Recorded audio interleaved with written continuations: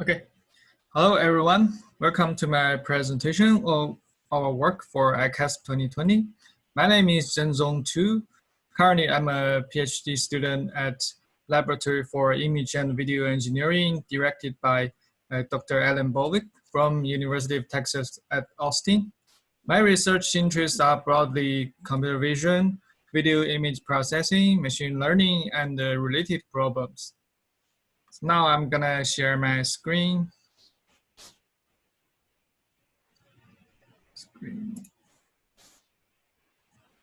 Yeah, perfect.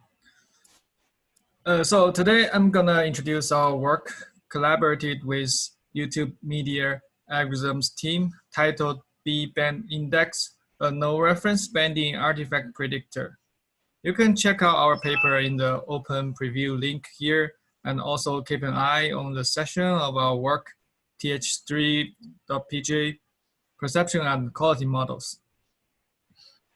So first, we start with the background about banding artifact. So banding artifact is a common compression artifact appearing in large flat regions in encoded videos. We can see the examples in figure 2 that the typical content prone to have banding artifacts are something like the sky, the sea, or the background. And many modern video encoders like the VP9 or H.264 will exacerbate banding artifacts in transcoding the original videos to the transcoded videos, shown in figure 1. We have also observed that among the high quality, high definition videos like those played on Retina displays or 4K HDTV, such banding artifacts remain one of the dominant artifacts that plague the perceptual quality of a video.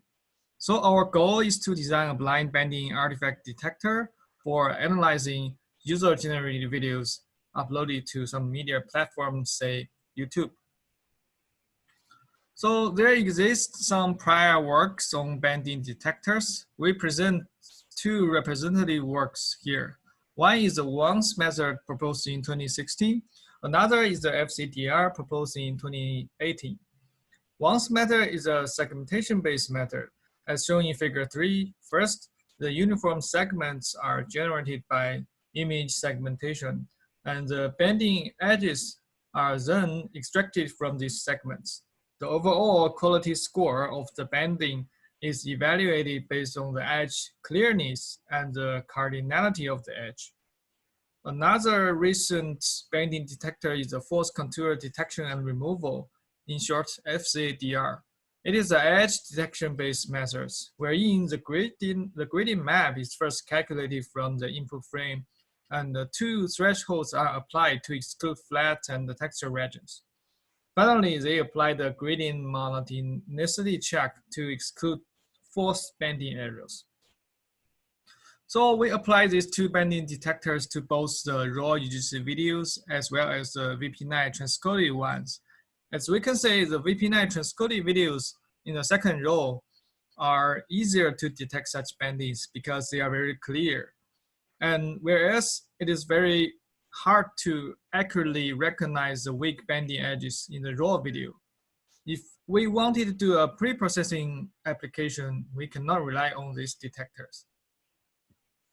So our goal is to build a robust banding detector applicable for both the weak banding edges contained in the original UGC videos as well as the clean banding edges in the transcoded ones. We also want this detector to yield banding edges as well as a banding score, which is highly consistent with human judgment, such that it can use as a tool for both pre-processing and post-processing applications. For this purpose, we propose a new blind banding artifact detector named the BBAND index. This method has 4 steps. Step 1 is pre-processing and feature extraction. Step 2 is banding edge extraction, which outputs a banding edge map. After that, step 3 is the banding visibility estimation, which obtains a banding visibility map based on a human visual model. Finally, we apply a spatial-temporal quality pooling to get the final banding severity score. We will unfold them one by one. So we start with step 1. Since the banding might be very noisy or weak, as shown in the raw UGC video, we use the self-guided filtering as an edge preserve smoothing step and then calculate the sawbell gradient. We use 2 thresholds similar to FCDR to classify the pixels into 3 categories based on their gradient magnitude, called the flat pixels, the candidate banding pixels, and the texture pixel maps, respectively. As we can see in this flow chart, the candidate banding pixel map are well correlated to the banding edges. So in step 2, we are going to extract the banding edges from the candidate banding edge map. We adopt a slightly modified Canny's method to detect the banding edges.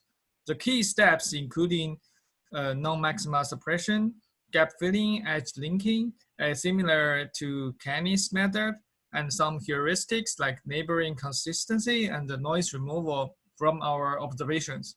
So in this step, we start from the candidate banding pixel map and output the banding edge map shown in the bottom right colored edge map. Each color represents each edge, banding edge. So in step 3 is a banding visibility estimation. Before this, we would like to talk about why such a weak banding edge is very visible to us. From a psychovisual perspective, we observe that banding artifacts are actually very similar to a famous visual illusion called the Mach band effect, which is a gradient staircase shown in figure A here. The human eye's receptive field is like a bandpass filter, which will enhance the perceived edge contrast as shown in figure B.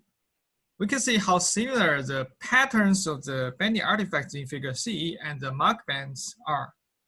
This can kind of explain why only one intensity difference between banding edges is more noticeable to us than expected. Well, given this, we use some human visual models to estimate the banding visibility at a pixel level. The basic feature is still the edge contrast, calculated by the gradient magnitude. Then we used 2 famous masking effects to modulate the visibility, which are the luminance masking and the texture masking. We also use edge length as a visibility measure, which has been shown effective in Wang's method. So visual masking are widely used in perceptual quality metrics, which means the visibility of a target stimulus is reduced by the presenting of a background stimulus, where the background is called the mask. The luminance masking says that the most visible luminance is around 80 in grayscale, and the sensibility goes down as the luminance approaches very bright or very dark, like a dome-shaped curve. In our case, we observe that banding is still very visible in dark scenes, especially displayed on a UHD TV. So we're only masking the very bright pixels. So the masking weighting curve is shown in figure 6A. We also weighting down noisy edges by texture masking and weighting up long edges by edge length masking. So we look at the bottom diagram First, we calculate the local luminance and the complexity for each banding pixel.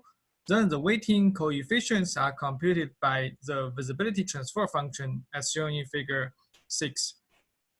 The final banding visibility score is simply a multiplication of these masking coefficients with gradients for every pixel. So it is by formulation BVMij equals dot sub L dot dot sub T dot dot sub C dot the gradient magnitude for each I and J in the image. So in this step, we go from the banding edge map to the banding visibility map shown in the bottom right grayscale image. So here we show the visual results of the proposed banding detector. We can compare them with the existing 2 methods as we shown before. So briefly, conclusively, our proposed method can adaptively detect weak banding edges in raw UGC content, and also accurately localize its banding edges. You can also extract a human visual system-based banding visibility map to analyze the video distortions both locally and globally. So the last step, we want to construct an overall video quality index by a spatial temporal pooling strategy of the visibility map. We first apply the percentile pooling spatially to get the frame level quality score. Here we apply 80% percentile pooling. We also observe that banding always occur in non-salient regions like the background, as we said before. Therefore, any spatial complexity or a large motion will distract this attention on the banding area.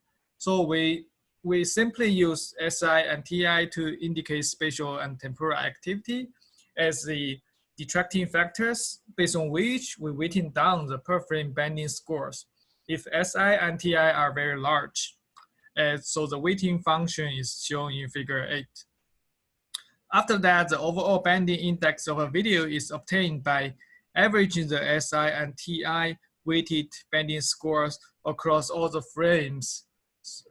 So we get the overall video level banding score as shown in the last equation, and the overall pooling strategy is shown in figure 9.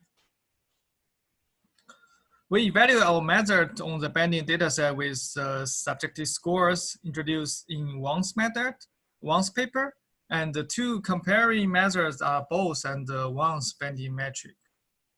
The table shows the correlation results, and we can see our proposed BBAND method has the highest correlation with human perception. It has more than 0.95 in PLCC. We also show the fitted curve with mean opinion scores in figure 10. As we see, our proposed method has the lowest 2 sigma error compared to the other two methods. Okay, so we give a brief summary here that we have proposed a blind or no reference perceptual banding artifact predictor, which can firstly extract the banding edges for both the raw video and the transcoded user-generated videos. Secondly, it can estimate the banding visibility at pixel precision based on a human visual model. Lastly, it can also predict both frame level and video level banding quality score, which has shown to be highly consistent with human judgments. And the future works may involve the improvement of the proposed method by integrating more temporal cues. And also we can apply this banding detector to UGC videos pre-processing as well as post-processing debanding filters for video quality enhancement. Yeah, so that's all for this presentation, and thank you very much for listening. You can check our paper in this open preview link, and keep an eye on our presenting session, perception, and quality models. If you have any questions regarding this paper, feel free to drop an email to me. Okay, see you guys, bye-bye.